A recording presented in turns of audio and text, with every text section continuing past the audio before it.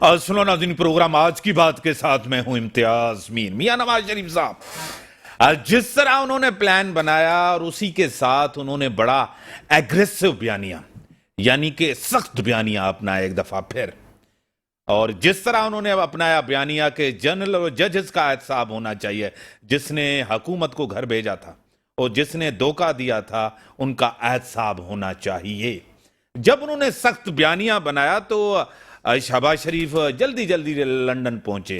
उन्होंने कहा है कि थोड़ा सा सॉफ्ट लहजा होना चाहिए, सॉफ्ट लहजा होना चाहिए, इससे हालात खराब होंगे। लेकिन नून लीग के अंदर जो जरा है वो कह रहे हैं कि नून लीग अपना सख्त मौकिफ के साथ इलेक्शन में जाना चाहती है। नवाज शरीफ की वापसी किसकी गारंटी पे होना चाहती है? जिस तरह बिलावल भुट्टो जरदारी साहब ने भी कहा कि नून लीग ने बंदोबस्त किया हुआ है कि लेवल प्लेइंग फील्ड न मिले, वो बंदोबस्त यही था कि मौकिफ ऐसा रखा जाए जो एक्सेप्टेबल हो एस्टेब्लिशमेंट को, जो नवाज शरीफ ने रखा नहीं। मुल्क के अंदर एक दफा फिर केसेस खुल गए हैं, नेप केसेस खुल गए हैं। फिर सियासतदान जो है ना नेप के सामने, कोर्ट्स के सामने पेश होंगे इलेक्शन से पहले। यानी कि जिस तरह इलेक्शन कमीशन ने कहा है कि जनवरी के आखिरी हफ्ते में 2024 के अंदर इलेक्शन हो जाएगा, यहां भी थोड़ी सी कंफ्यूजन है कि तारीख क्यों नहीं दी गई। और उसी के साथ निगरान हुकूमत आते ही उन्होंने आवाम के मसाइल और बढ़ा दिए हैं और तकलीफ, कोई रिलीफ नहीं मिला। जिस तरह चीजें पेट्रोल बढ़ा है, बिजली के बिल जिस तरह बढ़ रहे हैं और तकलीफ बढ़ गई है। मुझे टेलीफोन पे ज्वाइन किया है सरदार रहीम साहब, जीडीए के सीनियर रहनुमा, सीनियर सियासतदान है। मैं आपको वेलकम करता हूं अपने शो में। और उसी के साथ नून लीग से ताल्लुक है राजा उमर साहब, उन्होंने भी मुझे ज्वाइन किया है। राजा साहब, मैं आपको वेलकम करता हूं अपने शो में। आवाज आ रही है राजा साहब? थैंक यू जी, बहुत बहुत शुक्रिया जी। राजा साहब, मैं पहले आपकी तरफ आऊंगा। अब एक सख्त बयानिया नवाज शरीफ साहब का आने से पहले ही जिस तरह जनरल्स का, जजेस का उन्होंने एहसाब की बात की है, जो शहबाज शरीफ नहीं चाहते कि इतना सख्त बयानिया हो, मियां साहब का क्या कहेंगे? जी, बिस्मिल्लाहिर्रहमानिर्रहीम। सबसे पहले मैं आपका शुक्रगुजार हूँ जनाब, आपने अपने प्रोग्राम में मुझे मदऊ किया। जैसा कि आप बयानिए की बात कर रहे हैं, मियाँ साहब का बयानिया आज से पहले भी जो भी गवर्नमेंट्स आई हैं हमारी मुस्लिम लीग नून की, आपको पता है मियाँ साहब ने सबसे पहले बयानिया यही रखा है कि हमारी जो आवाम है उसको रिलीफ मिले। और दूसरी जो बात आपने की अभी केसेस की, देखें बात ये है कि इससे थोड़ा टाइम पहले आप पीछे चले जाएं, जितने केसेस थे वो सारे केसेस आप लोगों के सारों के सामने हैं कि उसमें मियाँ साहब, चाहे मरियम नवाज साहिबा, चाहे मियाँ शहबाज शरीफ साहब, सारों को हक और सच की फतह हुई है। और ये हर इदारे ने, हर अदालत ने ये वाज़िया पैगाम दिया कि मियाँ साहब को उस टाइम पे जो सजाएं हुई, जो केसेस बने, वो झूठ पे मबनी थे। तो मेरा ख्याल है कि हमारे कायदीन मियाँ साहब और हमारी पार्टी को, अब जिस तरह आप बता रहे हैं कि नैब के केसेस दोबारा खुल गए हैं, तो जो हक सच की जिसकी बात हो, जिस पे मतलब जो लीडर सच्चाई पे जो है ना हो, तो इसको इस केसेस खुलने से कोई फर्क नहीं पड़ता। सही। मैं सदा साहब मैं आपकी तरफ आऊंगा, आपको वेलकम करता हूं अपने शो में।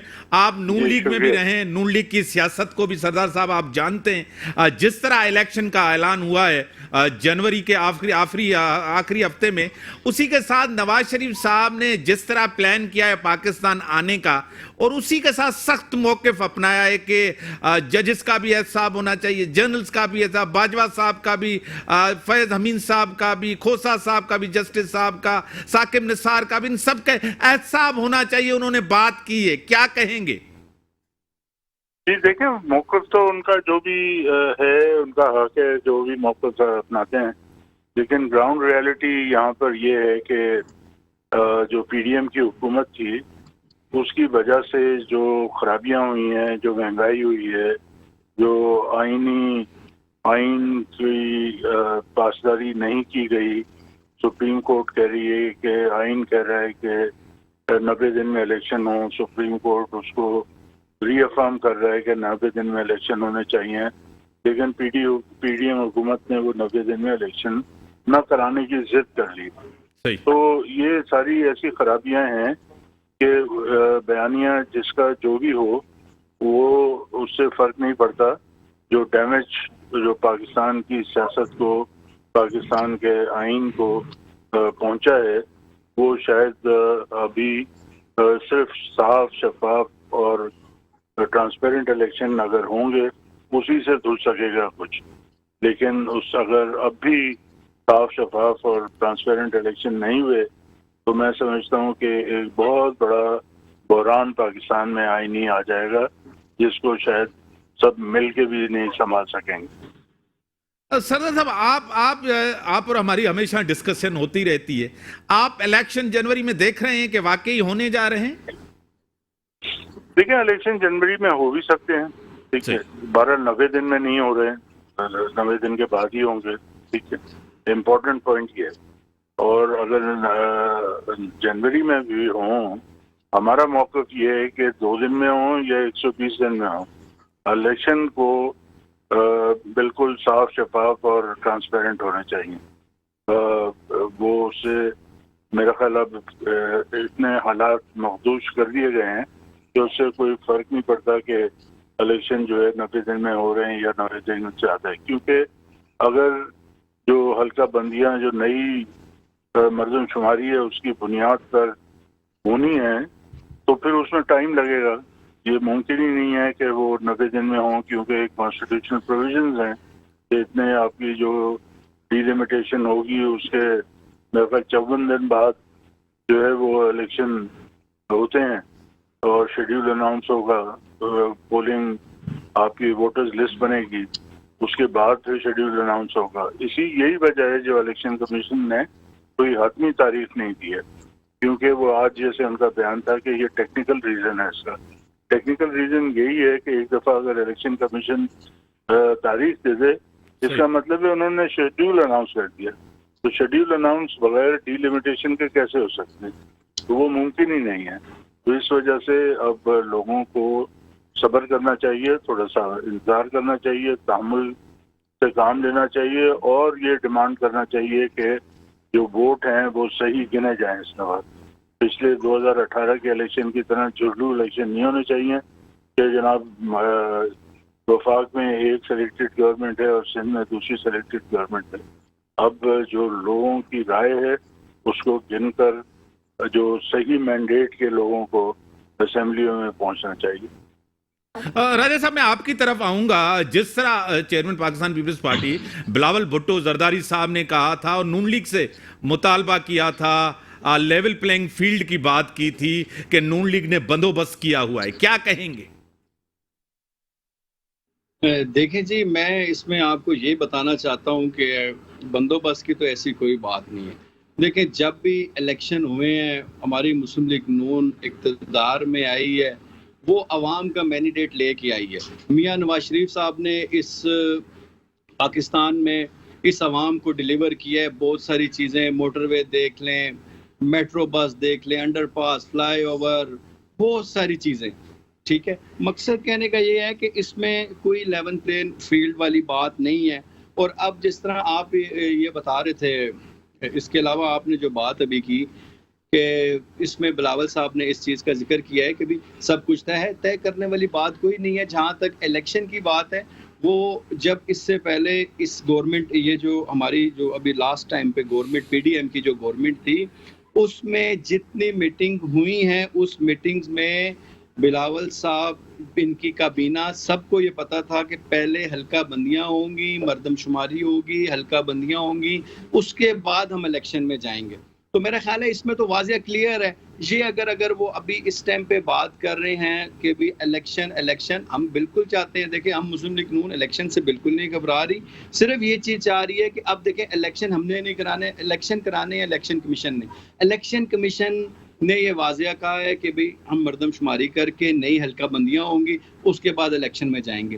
वो हो सकता है फरवरी में हो, फरवरी के मिड में हो, या इससे कोई आगे पीछे हो जाए। मगर मुझे जो नज़र आ रहा है वो फरवरी के जो है ना मिड में जो है ना इलेक्शन नज़र आ रहे हैं। अचानक अगर नून ये लीग का सारी अचानक राजा साहब नून लीग का बयानिया कुछ तब्दील हुआ है। कुछ खामोशी थी, पहले तो वोट को इज्जत दो की बात, फिर खामोशी, फिर अभी जिस तरह राणा सनावला ने, फिर नवाज शरीफ ने, राणा सनावला ने कहा कि बाजवा साहब का फैज हमीद साहब कौमी मुजरिम है, जिस तरह मियां साहब ने कहा कि इनका एहसाब होना चाहिए। जी देखिए, बात ये है कि देखिए जहाँ तक मियाँ साहब की बात है, ज़ाहिर बात है वो हमारे पार्टी के कायद हैं। उनका एक विजन है, उनका एक नज़रिया है। देखिए मेरी नज़र में मैं being a Pakistani as a Muslim League Noon का मैं ओहदेदार भी हूँ। मैं सही समझता हूँ कि हमारी पाक आर्मी, हमारे इदारे, ये हमारा फ़ख्र है और इनका एहतराम हमें करना चाहिए और बल्कि इनके साथ मिल के पाकिस्तान की जो भी तरक्की है उसमें जो है ना इनके शाना बशाना चलना चाहिए। सदर साहब, मैं आपकी तरफ आऊंगा। हालात आपके सामने हैं, चाहे पीडीएम की गवर्नमेंट हो, इससे पहले तहरीक इंसाफ की गवर्नमेंट हो, आप हमेशा इसके ऊपर तनकीद करने आए कि ये नाकाम गए। आज जिस तरह यानी कि पेट्रोलियम प्राइसेस आपके सामने हैं, जिस तरह बिजली के बिल बढ़ते जा रहे हैं, जिस तरह लोग आज जिस सूरत हाल से गुजर रहे हैं, ये सब सियासी जमातें, लीडरशिप इसकी जिम्मेदार है। नहीं देखा, उससे तो मैं अभी बात करता हूँ। आपसे पहले जो आप बात कर रहे थे लेवल प्लेइंग फील्ड, ठीक है, या वोट को इज्जत दो और पलड़े बराबर करने की बात की गई थी नून लीग की तरफ से। पहले तो मैं समझना चाहता हूँ कि उनसे मतलब क्या है। अगर पलड़े बराबर करने का मतलब ये है कि इनको जितवा दें, या लेवल प्लेइंग फील्ड का मतलब ये है कि बिलावल साहब को वजीर आजम बनवा दें, ठीक है, तो फिर ये मतलब पता नहीं कौन सी दुनिया में रह रहे हैं।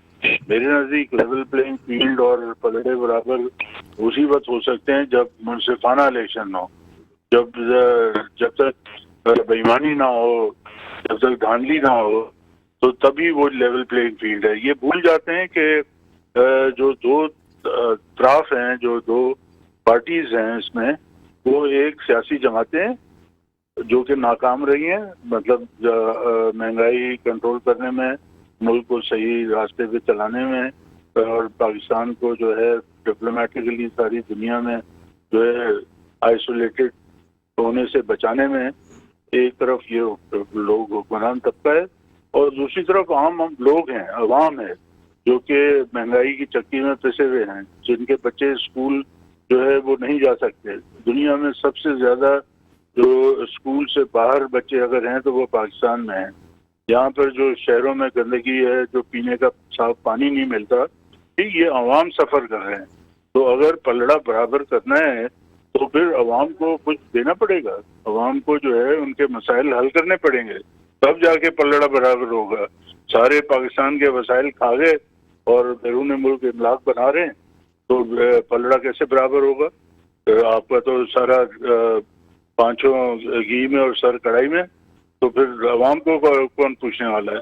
तो पलड़ा बराबर या लेवल प्लेइंग फील्ड जो है, अवाम को मत पूछे, और अवाम को जब तक रिलीफ नहीं मिलेगा कोई इस मुल्क में पलड़ा बराबर नहीं हो सकता, ना लेवल प्लेइंग फील्ड हो सकता है। सरदार साहब, जब इनसे पूछते हैं कि 15-16 महीने में आपने क्या किया, ये कहते हैं हमने मुल्क को डिफॉल्ट होने से बचाया, नहीं तो आज पेट्रोल जो है। बिल्कुल बिल्कुल तो क्या कहेंगे? ये मीर साहब, मैं माफ करना, आप मेरी आदत जानते हैं, मैं थोड़ा सा सीधी बात भी करता हूँ, थोड़ा मजाक भी करता हूँ। ये तो ऐसा है कि आप किसी के पुरसे पे जा रहे हैं और जो है ये बात कर रहे हैं, मतलब बस हैं, तो ये तो लोगों को हंसाने वाली बात है। इस पर कौन यकीन रखेगा डिफॉल्ट से बचाया? कौन सा मुल्क डिफॉल्ट से बच गया? अभी आप 4-6 महीने बाद देखिएगा, फिर वही हालत हो जाएगी और भीख मांगने के लिए आप सारी दुनिया में निकलेंगे, ठीक है। आपको $6 बिलियन अब देने हैं, उसको $3 बिलियन देने थे, तो आप $1.5 बिलियन के लिए जो है अपनी नाक रगड़ रहे थे और अपनी सालमियत जो है वो दाव पे लगा के आपने अपने सारा का सारा जो फाइनेंस डिपार्टमेंट है, सारा बजट है, सिलसिला है, पॉलिसी मेकिंग है, वो आपने IMF के हवाले कर दी। अब जब $6 बिलियन देने हो तो पता नहीं कि आप क्या देंगे उनको। बड़ी मेहरबानी सर, आपने टाइम दिया। राजा साहब, आपकी बड़ी मेहरबानी। ब्रेक का टाइम होगा, ब्रेक के बाद आते हैं डिस्कशंस को आगे बढ़ाते। मेहरबानी। वेलकम इकराम, मुझे टेलीलाइन पे ज्वाइन किया है केयरटेकर सूबाई वजीर माइंस एंड मिनरल्स के, बड़े डायनामिक हैं, खुदाबख्श मरी साहब मेरे साथ हैं। खुदाबख्श मरी साहब, मैं आपको वेलकम करता हूं अपने शो में। जज़ाकल्लाह, थैंक यू। सर, हालात आपके सामने हैं, जिस तरह आपको हुकूमत मिली, क्योंकि टाइम आपके पास लिमिटेड है और आपके पास अख्तियारात लिमिटेड है, बस जो सियासी जमातें इससे पहले इक्तदार में थी वो तनकीद कर रहे हैं कि आपके दौर में पेट्रोल बढ़ा, महंगाई बढ़ी, बिजली के बिल बढ़े रहे, आपको जिम्मेदार करार दे रहे हैं, क्या कहेंगे? जी, सवाल दोबारा कीजिए। आज जो हालात खराब हुए हैं मुआशी तौर, आपको जिम्मेदार करार दिया जा रहा है। देखें, इसको आई थिंक चीजें होती है तो आप सरे से आप अगर मैं आपकी गुफ्तगू पकड़ूं और अगर मुझे आपकी बात समझनी है, ये जो चीजें हैं, जो पॉलिसीज हैं, ये नहीं है कि वो हमारे टेन्योर में ऐसा नहीं था। बाशऊर और बात को समझता है, अगर केयरटेकर पे गवर्नमेंट केयरटेकर गवर्नमेंट ने IMF के साथ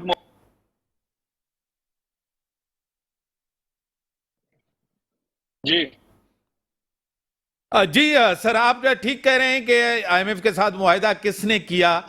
अब इलेक्शन जनवरी के अंदर होने जा रहे हैं, इससे पहले आपका अपना डिपार्टमेंट है, इससे पहले उसके क्या हालात थे, अब क्या हालात हैं, किस तरफ हम जा रहे हैं, क्या कहेंगे? देखिए, अल्लाह ताला का कुरान है के अंदर अल्लाह ताला के बड़े, अल्लाह का बड़ा ये काम। जब मैं सिर्फ माइंस इन और आपके सामने, तो जब हम आए तो हमें फंड और पैसा डॉक्यूमेंट हमें चाहिए, उसके लिए हमें लैब चाहिए।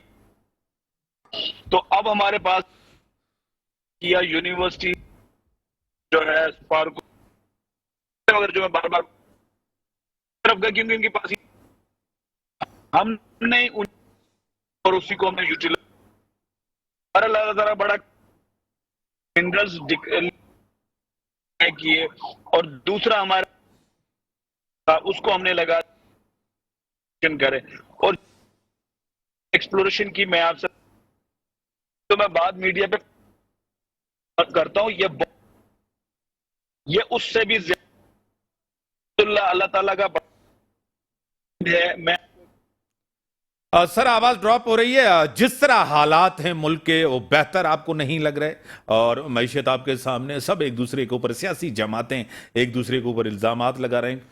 कुछ तो इन लोगों ने कहा कि ये निगरान हुकूमत जिम्मेदार। सर, अपनी बात को कंटिन्यू करें मिनिस्टर साहब। जी जी जी, अपनी बात।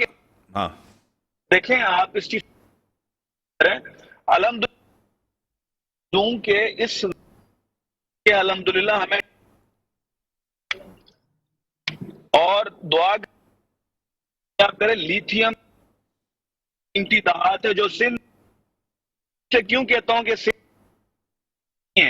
सिंध अगर हमारा पूरा आवाम 200, तब भी हम उसको इतनी हमारे बात आती है, मुश्किल नहीं है काम।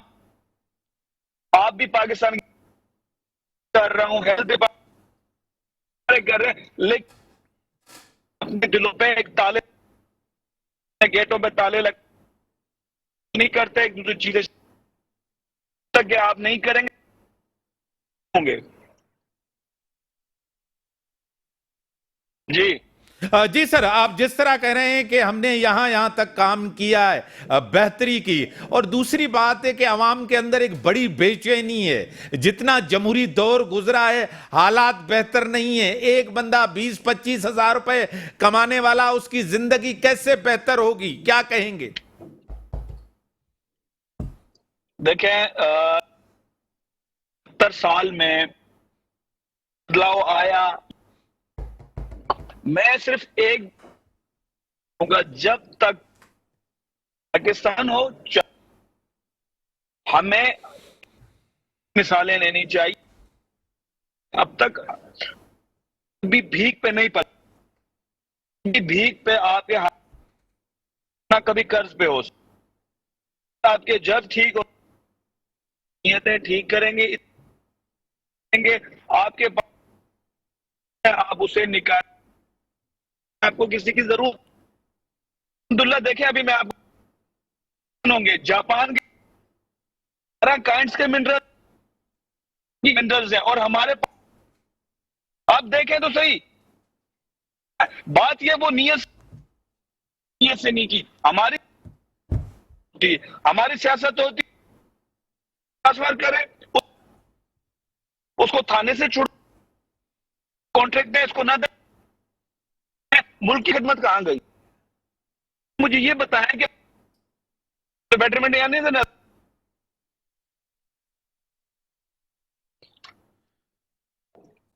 सर बड़ी मेहरबानी, आपने टाइम दिया और आपकी बड़ी मेहरबानी। जिस तरह मुल्क के हालात हैं आपके सामने है, और ब्रेक का टाइम हो गया है।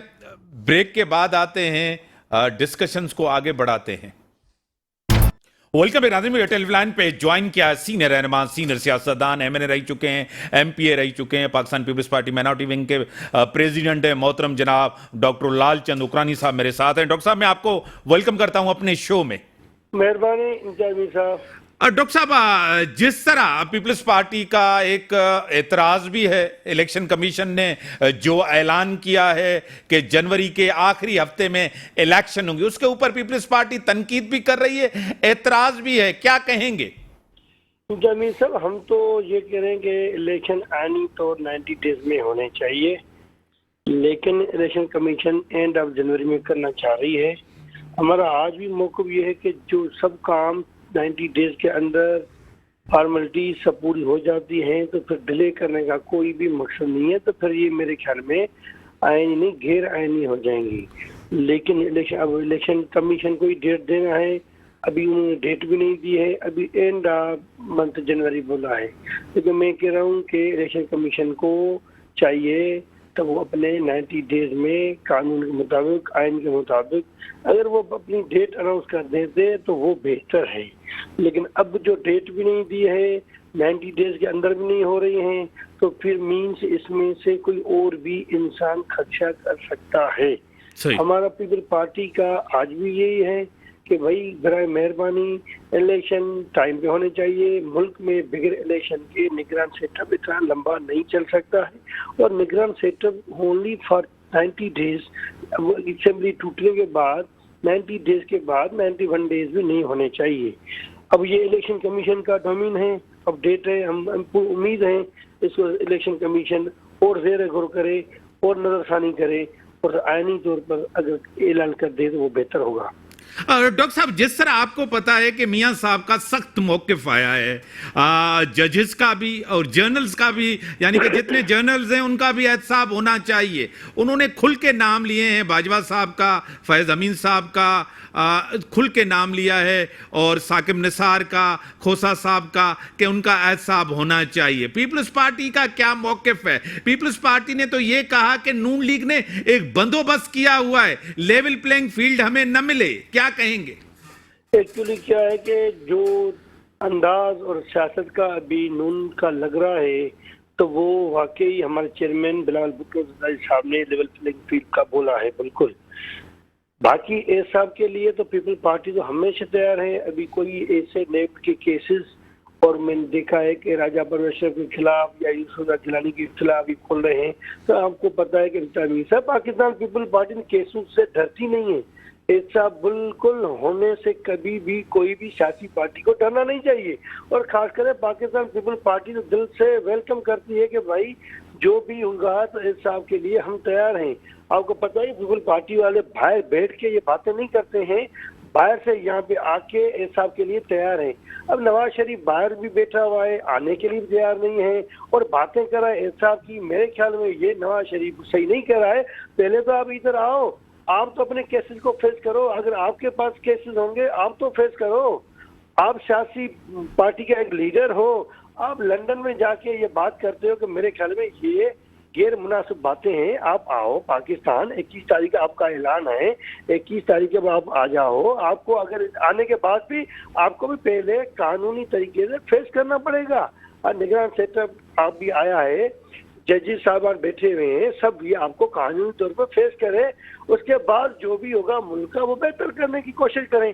बाकी बाहर बैठकर ये करें, उसके खिलाफ बात बोले, ये खिलाफ, ये उसका अपना डोमेन है, उसका बारे में हम क्या कह सकते हैं इमरान साहब। जिस तरह केसेस खुले हैं, पीपल्स पार्टी की लीडरशिप के भी केसेस नेब तरामीम को, जिस तरह चीफ जस्टिस साहब उमर अता बंदियाल साहब जाते जाते नेब तरामीम को ख़त्म किया, पीपल्स पार्टी की क़यादत के लिए मुश्किलात बढ़ गई हैं क्योंकि इलेक्शन से पहले केसेस का खुलना, क्या कहेंगे? देखो, हम, आपको पता है कि इदारतों का बड़ा एहतराम करते हैं। चीफ जस्टिस ऑफ पाकिस्तान ने जो जाते जाते ये तरामीम खत्म किए, मेरे ख्याल में आप चीफ जस्टिस को ही पता होगा, लेकिन क्योंकि हम इसमें भी समझते हैं कि ये भी एक कोई ऐसी इंतकामी कार्रवाई की बू आ रही है, ऐसा होना नहीं चाहिए। लेकिन पाकिस्तान पीपल्स पार्टी के लिए अगर ये केसेस खुल गए तो ये तो पुरानी बात नहीं है। हमारे बंदे इन केसेस के लिए, हमारी लीडरशिप, हमारा वर्कर, हमारा कारकुन, हमारा मिनिस्टर, हमारी एला क्यादत इनको फेस करने के लिए तैयार है। लेकिन एहसाब सबका होना चाहिए हर तरीके से। अगर किसी भी सियासी पार्टी के लिए एहसाब के लिए बात होती है तो सबसे एक रवैया होना चाहिए। अब chief justice of Pakistan Umar Ata Bandial के लिए हम बड़ी इज्जत करते हैं, लेकिन उनका भी जो तरीके से आखिर में किरदार रहा है उस पर भी काफी लोगों में मायूसी फैली हुई है। ऐसा नहीं होना चाहिए। हमको अब जाना चाहिए कि मुल्क की हालत कहाँ तक पहुँच गई है, हमारी आवाम के लिए हम क्या रिलीफ दे सकते हैं। अब इलेक्शन आनी है, इलेक्शन में हम क्या बयाना दे सकते हैं, पीपल पार्टी कैसे इलेक्शन में वर्कर के पास और आवाम के पास जाएगी, नवाज शरीफ कैसे जाएगा या दूसरी जमात कैसे जाएंगी, या हम मुल्क को कैसे बेहतर करें। लेकिन ये बातें नहीं आ रही हैं। मुल्क के भलाई बेहतरी के लिए कोई भी पार्टी नहीं कह रही है, लेकिन ये क्या है कि नवाज शरीफ को अपना पेट का दर्द है। अब जैसे ही आपने देखा है कि 16 महीने में पीटीएम के साथ पाकिस्तान पीपल्स पार्टी अच्छा रोल रहा है, वो क्यों रहा है? हमने बोला मुल्क हमारे हाथों से निकल चुका है, मुल्क हमारे हाथों से बाहर जा रहा है। वो मुल्क को कंट्रोल करने के लिए चेयरमैन बिलावल भुट्टो जरदारी साहब ने इस पाकिस्तान को बचाने के लिए, इमरान जो मुल्क को तबाह करा था उसको हटाने के लिए, आईनी तौर हटाने के लिए उसको हटा के फिर 16 महीना गवर्नमेंट की। 16 महीना गवर्नमेंट में आपने देखा होगा कि पाकिस्तान पीपल्स पार्टी का बहुत एक अच्छा रोल रहा है, पॉजिटिव रोल रहा है। चेयरमैन बिलावल भुट्टो जरदारी साहब ने जिस तरीके से इस पूरी दुनिया में फॉरेन मिनिस्ट्री का रोल पे किया, उससे सबको पता चल जाता है कि पाकिस्तान पीपल्स पार्टी सब कैसे अवाम के लिए खिदमत करने के लिए तैयार है।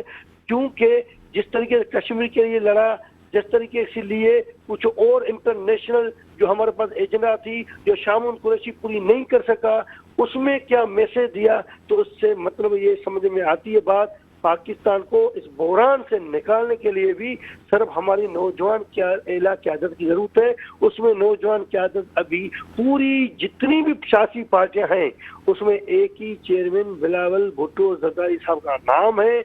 मैं कहता हूं कि अगर चेयरमैन इस मुनसिब कुर्सी पे आ जाएगा, प्राइम मिनिस्टर की कुर्सी पे आ जाएगा, पाकिस्तानी अवाम को और खुशियां मिलेंगी। मुश्किलात में निकालने के लिए सिर्फ है तो चेयरमैन बिलावल भुट्टो जरदारी पाकिस्तान पीपल्स पार्टी निकाल सकती है और कोई भी ऐसी पार्टी निकाल नहीं सकती है। आपको पता है कभी भी पाकिस्तान में 5 साल पूरे मुकम्मल नहीं हो पाते थे, तो रिकंसिलिएशन के हिसाब से हमारे को चेयरमैन आसिफ जरदारी साहब ने जिस तरीके से बीबी की शहादत के बाद जिस तरीके की आग मची हुई थी, तो भी रिकंसिलिएशन करके इस मुल्क को बचाने के लिए 5 साल पूरे करवाए। उसके बाद जमहूरी तरीके से जिस तरीके से नवाज शरीफ को 13 की 18 गवर्नमेंट मिली, तो भी पाकिस्तान पीपल्स पार्टी का रोल मुल्क के लिए बेहतर रहा है। और 18 की गवर्नमेंट जब इमरान न्याजी आया तो भी हमारे को चेयरमैन आसिफ जरदारी साहब ने असेंबली में खिताब किया था कि कदम बढ़ाओ न्याजी साहब, हम तुम्हारे साथ हैं, आपको सियासत करनी नहीं आती है, आपको मुल्क के प्राइम मिनिस्टर बनने के बाद आपकी तजर्बा आपका वो नहीं है, आपकी सियासी जमात नहीं हो, आप हमसे लो तरबियत तो हम आपको सिखाएं तो मुल्क को कैसे मुश्किलों में तो निकाल सकते हैं। लेकिन न्याजी साहब ने वो काम नहीं किया। फिर 16 महीने में किरदार में कोशिश की पाकिस्तान पीपल पार्टी ने। अब मुझे उम्मीद है 2023 में अगर 90 डेज में इलेक्शन होनी भी चाहिए, होने के बाद मुझे यकीन से मैं कहता हूँ, इम्तियाज मीर साहब, मैं यकीन से गारंटी के सकता हूँ कि इस मुल्क को बहरान से निकालने के लिए वाहिद एक पीपल पार्टी है और किसी के बस की बात नहीं है। जिस तरह सिंध के अंदर एक अलायंस बनने जा रहा है पीपल्स पार्टी के खिलाफ, ये खतरा तो बढ़ता जा रहा है। सिंध के अंदर पीपल्स पार्टी को इलेक्शन में टफ टाइम दिया जाएगा। MQM है, GDA है, JUIF है, कुछ शख्सियात मिलके पीपल्स पार्टी को सिंध में टफ टाइम देंगे। इम्तियाज मीर साहब, आपको पता है पाकिस्तान पीपल पार्टी की आवाम से मोहब्बत है और रही है। 7-8 से लेकर 13 तक, 13 से लेकर 18 तक, 18 से लेकर 23 तक, इंशाल्लाह ताला 23 से लेकर 28 तक भी यही मोहब्बत रहेगी। हमारे खिलाफ, पाकिस्तान पीपल पार्टी के खिलाफ 10 जमहूरी इताद बने, 9 सितारा इताद बने, कोई ऐसा खिचड़ी बनाए, ये इलेक्शन के टाइम पे मैं सिंधी में कहता हूँ एक मौसमी ढेर है, मेंढक निकल के आते हैं, फिर उनके ऊपर पता नहीं किसका एक शफकत का हाथ होता है। बड़ी मेहरबानी सर, टाइम लिमिटेड है, बड़ी मेहरबानी। मुल्क की जो सूरत हाल है आपके सामने, मैशियत बेहतर नहीं है, आम बंदा जाए तो जाए कहां। इलेक्शन का जिस तरह इलेक्शन कमीशन ने ऐलान किया है जनवरी 2024 के आखिर में, यानी कि फिक्स डेट नहीं दी, और सियासी जमातें एक दूसरे के ऊपर इल्जामात लगा रही हैं। एहसाब के नाम पे केसेस खुल गए हैं। चीफ जस्टिस जाते जाते उमर अता बंदियाल साहब ने केसेस खोल दिया। मियां साहब के मुस्तकबिल का क्या होगा? मियां साहब ने वही बयानिया अपनाया है जब पाकिस्तान से जाते जाते जिस तरह का एहसाब चाहते हैं, क्या ये होगा? इसी के साथ इजाजत, अल्लाह हाफिज।